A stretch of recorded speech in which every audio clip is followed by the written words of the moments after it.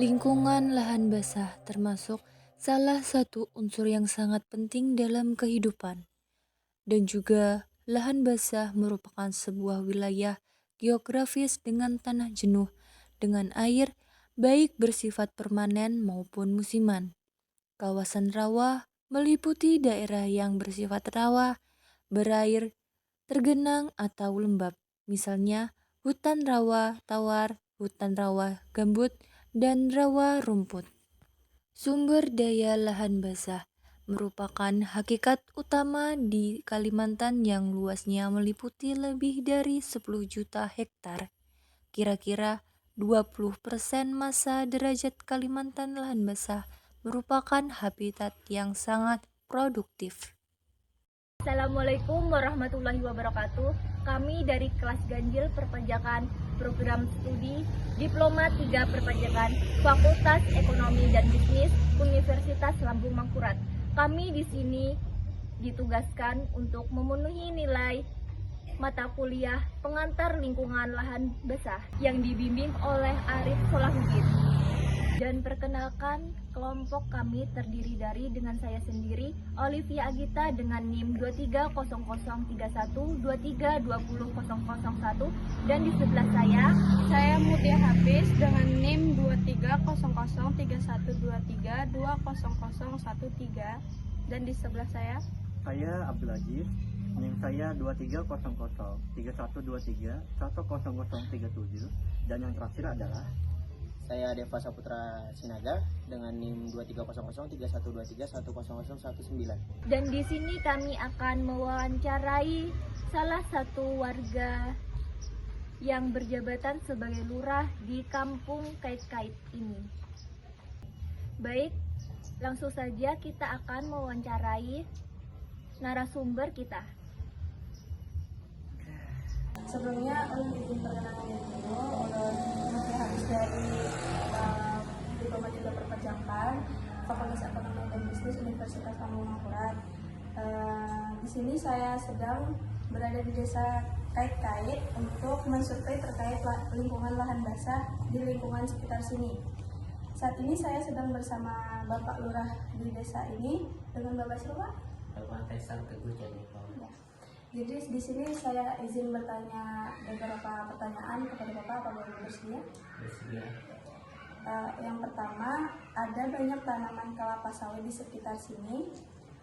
Nah, kenapa itu tuh apakah itu tuh termasuk budidaya warga sekitar sini?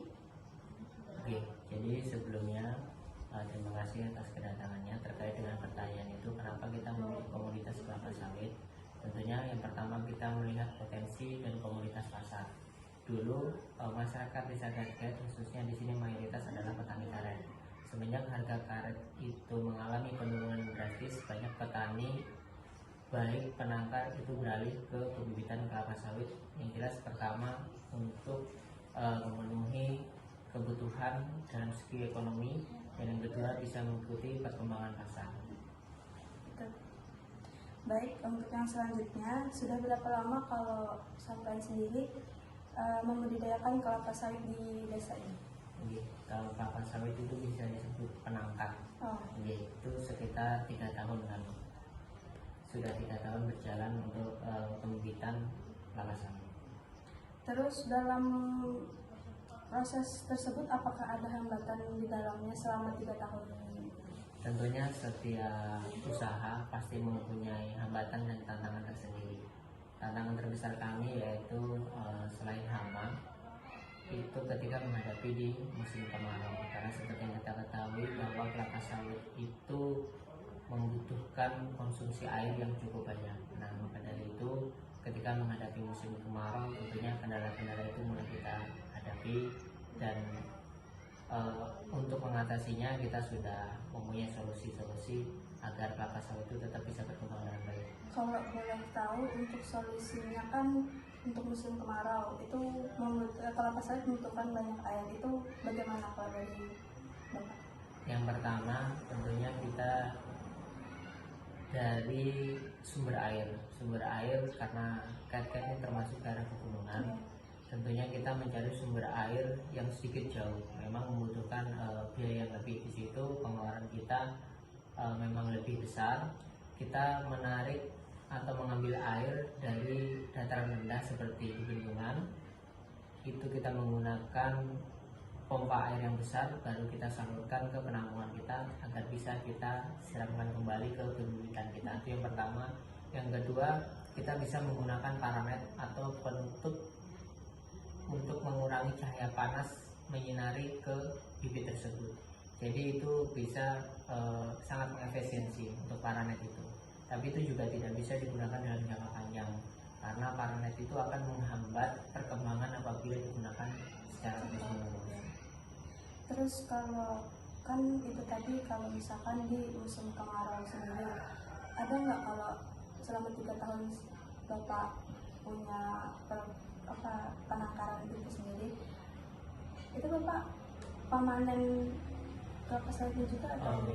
Kami hanya menjual bibitnya saja, jadi untuk istilahnya kami hanya pengadaan bibit. Setelah itu kita jual ke petani atau kepada perusahaan yang membutuhkan. Setelah legalitas kita, sertifikasi kita lengkap, izin penjualan kita sudah keluar, baru bisa kita edarkan. Ada tambahan? Mungkin itu saja Pak untuk wawancara hari ini. Terima kasih atas waktunya.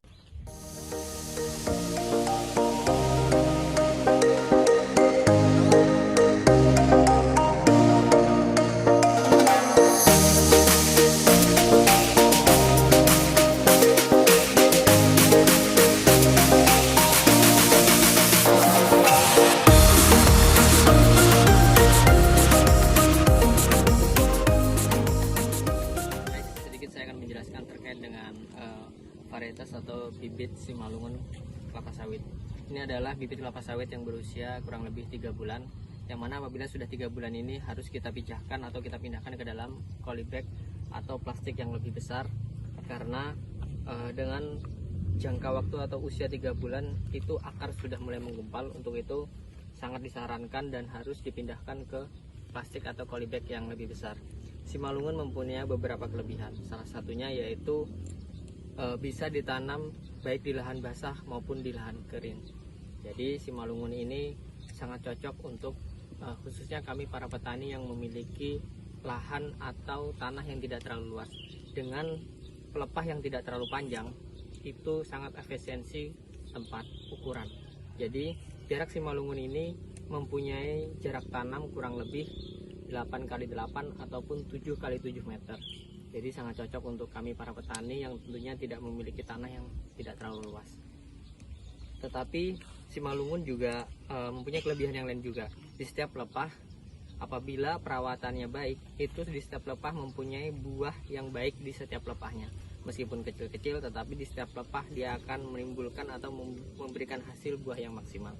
Sedikit itu penjelasan terkait dengan bibit Simalungun kelapa sawit. Terima kasih. Sekian kerja kelompok yang dapat kami sampaikan. Mohon maaf bila ada kekurangan kesalahan kata.